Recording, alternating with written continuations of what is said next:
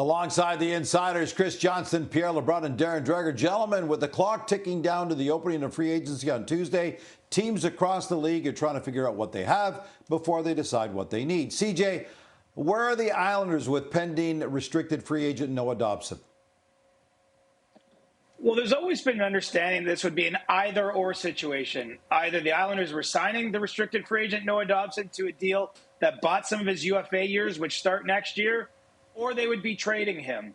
And after having discussions with his agent, the feeling right now is that the Islanders are looking at the trade market, certainly engaging with other teams to see what that might look like. And look, it's going to be a complicated deal. There's a lot of teams interested in this player, but who can pay the price? Who can get the kind of agreement for him? I can tell you that the Montreal Canadiens and St. Louis Blues are among those that have been involved to this point with Dobson. But at this stage, it's a little too soon to say exactly which direction it's going to go if anyone else jumps in there, because they first have to make a trade with the Islanders and then ultimately get the player signed to complete a deal. Elsewhere, even before the Panthers hoisted the Stanley Cup, we were already talking about what Florida was looking to do with the big three pending UFAs, Sam Bennett, Brad Marchand, and Aaron Ekblad. Bill Zito says he wants to keep all three. Is he making progress on that front, Pierre?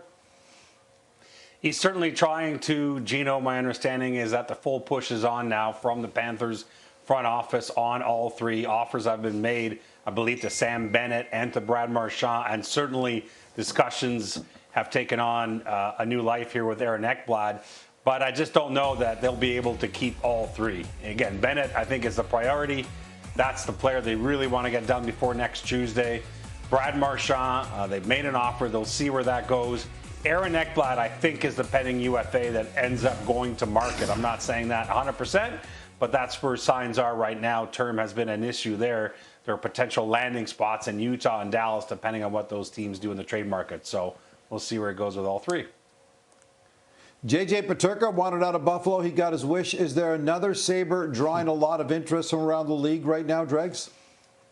Yeah, there is, Gino. Similar to Noah Dobson, he's a defenseman, Bo Byram, and there is a contract snarl here developing as well. So the Buffalo Sabres are looking to turn the potential of a contract problem into a playing asset, very similar to J.J. Peterka.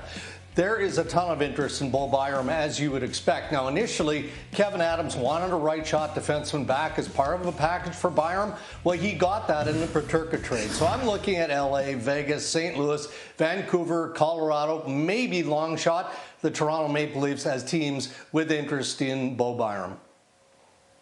Speaking of the Leafs, we know John Tavares wants to stay in Toronto, but he'll be 35 at the start of next season, and the Leafs got to manage their dollars moving forward. What are the chances this gets done before he can become a UFA in the next few days, CJ? Well, the chances seem to be increasing ever so slightly by the hour, I would say, Gino. I'm sensing a window of daylight has come in here. And look, we've been covering this story pretty closely in the last week. It's been a grind. That's no surprise. But as someone said to me today, involved in the talks, things are inching closer to getting done here. And I think ultimately the fact they're still talking, the fact that that dialogue is continuing, and the fact that there is even at least slight hints of progress here tells you where this is going to end up. It's not a deep market at center, and obviously the player likes the city and the team likes the player.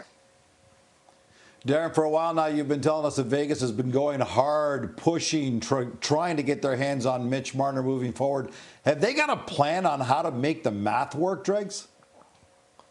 Well, that is the tricky part, no doubt about that. Like any contending team that is a cap team, it has to be dollar in, dollar out. But Kelly McCrimmon and the Vegas Golden Knights are very good when it comes to mathematics and staying in compliance with the salary cap. But you're right. I mean, Vegas is trying to be super aggressive. They are believed to be a top contender for Mitch Marner as an unrestricted free agent. We just talked about Vegas potentially being in on a defenseman like Bo Byram from the Buffalo Sabres. They just extended Smith and Saad on very fair deals to the Vegas Golden Knights, but they also have a question mark, a significant one, and that's veteran defenseman Alex Pietrangelo, specifically his health and his immediate future. So there's some question marks to go along with the speculation around the Golden Knights.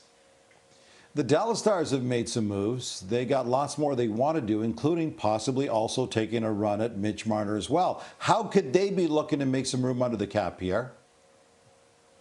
Yeah, they still got to move money. I mean, one of their pending UFAs after re-signing Jamie Benn and, of course, Matt Duchene before that, they'd like to keep Mikael Granlund as well, who they picked up from San Jose during last year. But they need room, so they're still trying to trade Matt Dumba at $3.75 million on the 1 year left on his contract. They may have to move more money beyond that.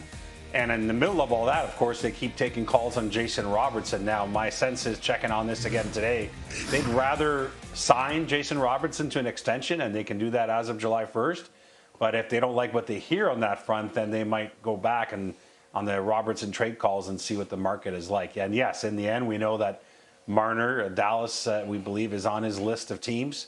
I think it's a long shot for Dallas to make it work under the cap, but don't count them out. Hey, listen, while teams go big game hunting, not everyone's going to land the big prize. So who might be waiting in the wings for his shot when the initial wave blows through, Dregs? Well, likely Brock Boeser, right? When you're looking at a scoring winger, a player that is attractive to a lot of teams, both north and south of the border, and Brock Boeser is open to all options. I'm looking at the Winnipeg Jets, and he seems to be, Boeser that is, as a free agent, a real good fit. And that's assuming that Nikolai Ehlers is going to leave Winnipeg. Now, we believe, and we can understand why Nikolai Ehlers would want to test the market on July 1st. He's a pending unrestricted free agent. He wants to fully educate himself on what all of his options are. But he hasn't closed the door on Winnipeg, and I believe that Kevin Cheveldayoff will continue to be in the game to retain Nikolai Ehlers. But if he signs somewhere else, then Brock Boeser might be a good option.